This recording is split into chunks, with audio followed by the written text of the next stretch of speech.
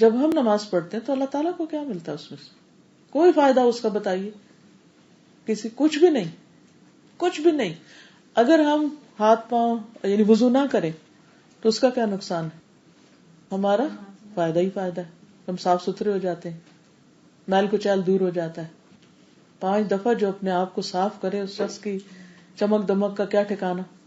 پھر اس کے بعد ہم جو ایکشنز کرتے ہیں نماز کے اندر، ان میں فزیکل باڈی ہماری پوری ایکسرسائز کی حالت میں ہوتی ہے، بلڈ سرکولیشن بہتر ہوتی. اور آپ دیکھیں کہ ہمارے سر کو خون صرف سجدے میں سب سے زیادہ جاتا ہے. اگر ہم سجدہ نہ کریں تو سر کی طرف خون، اور کس طریقے سے، اللہ یہ کہ آپ الٹے ہو کے کھڑے ہو جائیں جو عام طور پہ ایکسرسائز بتائی جاتی.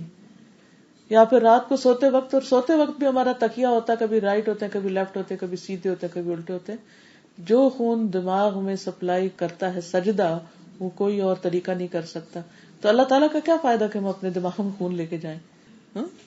کوئی فائدہ؟ کوئی فائدہ نہیں. پھر اسی طرح ہم نیز زمین پہ رکھتے ہیں، کمر پوری ہماری جھکتی، پورے مورے اسٹریٹ ہوتے ہیں. رائٹ اور لیفٹ ہمارے نماز میں پھر ہم اپنی گردن کو موڑتے ہیں. کتنی فلیکسیبلٹی آ جاتی سارے جوڑوں کے اندر. پھر اسی طرح ہمیں فل خاموشی اور کنسنٹریشن چاہیے ہوتی. نماز کے علاوہ کون سی چیز ہے جس میں ہم فوکس کر سکتے ہیں؟ کسی چیز میں بھی نہیں کر پاتے. ہر وقت دماغ کہیں نہ کہیں مشغول ہے. نماز میں 5 دفعہ دن میں ایکسرسائز کروائی جاتی ہے فوکس کرنے کی. تو ذہنی ایکسرسائز بھی ہے، دل کے لیے بھی ایک باقاعدہ ایک پورا ٹیسٹ ہے کہ اپنا دل واپس اللہ کی طرف پلٹاؤ.